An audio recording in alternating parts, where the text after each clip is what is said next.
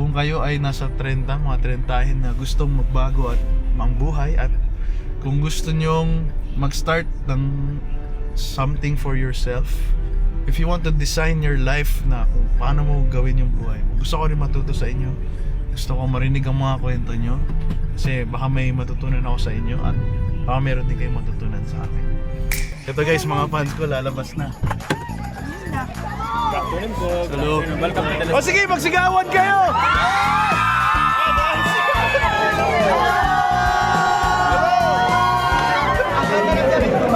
Hindi nyo ako kilala, di ba? Hindi ko rin kayo kilala! Let's go, shout out! So, kamusta naman ang buhay mo ngayon? Ang buhay ko, ako ay 31 years old na at ang gusto kong mangyari sa buhay ko ay mahanap ko yung something na isa or maraming bagay na ine-enjoy ko yung ginagawa ko. Kumikita ako ng, syempre mas maganda pag malaki, di ba? At nakakatulong tayo sa maraming tao. Nice. Marami akong ginagawa sa buhay na pwede kong ma-achieve yun. Creative akong tao, may experience naman ako sa buhay, marunong naman tayo makipag-usap sa mga tao, may professional experience tayo. Pero ano siya journey pa rin siya. Yes. So, sa tingin mo, malapit na? Well, pwede namang sabihin yan. Sa edad kong to, I think enough na yung experience ko to just do it, to risk it. Wala naman akong pamilya, wala akong aso, wala akong malaking liability. So I think it's about time. Pagkaraan ng 1 kilometro. Yes. Gamitin ang So, pagdaanan sa kaliwa. January ngayon, Sa Ido, uso ang Skyway North. New Year's resolution. Meron ka ba? Wala akong New Year's resolution. Gusto ko lang mag-focus sa kung ano na yung ginagawa ko, saan ako magaling, at saan ako nakakatulong sa maraming tao. So walang bago, walang new, just focus on what I am already great at. Diba? So, anong first step?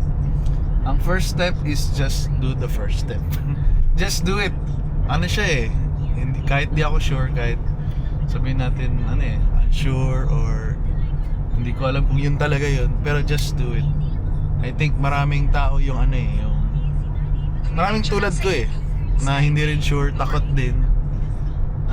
Pero part kasi siya ng process Lahat naman tayo takot magsimula. Takot ka mag-bike sa simula, takot ka mag-swimming, takot ka mag-travel mag-isa, takot ka sa job interview. Lahat naman tayo natakot Lahat tayo natakot sa boss natin nung una natin nakita. Pero pag na-overcome, yun first step. Tapos malalaman mo na yun kasunod. Yan. So, you think 2026 is your year? Actually, wala yun sa ganun Pero ayoko siyang tignan sa ganun. Just kailangan mo lang na i-acknowledge na nag-grow ka, may gusto kang gawin. Ganun lang. Wala sa taon. Wala siya sa ganun So, at this point of your life, nasaan ka? Dito sa taxi. Paano ba? Feeling ko nasa tamang time na ako, tamang time ko. Ako, sa akin lang to, sa tamang time ko, sa tamang edad ko, tamang taong nakakasalumuha ako araw-araw. Yung circle ko, yung experience ko, yung skills ko na parang it's about time na talaga Kasi pag hindi ko ginawa yung gusto ko, parang binaliwala ko lahat ng meron ako. Hindi ko alam kung gets nyo yun, pero in-acknowledge ko, nandyan sila. I'm grateful, tinulungan din ako. So, kailangan tulungan ko na rin yung sarili ko at yung ibang tao. At yung mga tumulong din sa akin. Yun. Kasi pag wala akong ginawa, parang in-ignore ko alam mo yun? Ibig sabihin, in-acknowledge ko yung takot, yung comfort zone. Ay, ito na lang, mag-empleyado ako kasi safe may benefits may sahod every month pero fix yun. Pero na-acknowledge ka ba ng maayos ng kumpanya? Baka yung kumpanya bida, hindi ikaw.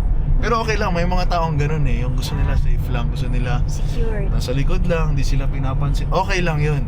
Kung masaya sila sa ganun, okay lang yun. Pero ako, iba rin ako so, ganun. Kung ganun ka rin. sa mga susunod na buwan, anong maaasahan namin kay Mac Loreto? Huwag kayong umasa sa akin. Huwag wala kayong aasahan sa akin. Basta ang importante lang is yung ako at gusto ko at my own pace. Basta ayoko lang magstay in the same place now. Alright. Meron ba akong mensahe para sa mga tao? Wala akong mensahe para sa kanila. Hindi, basta thank you sa panonood at kung ito rin yung nararamdaman nyo, samahan nyo ako sa journey ko. Gusto ko rin kayo makilala.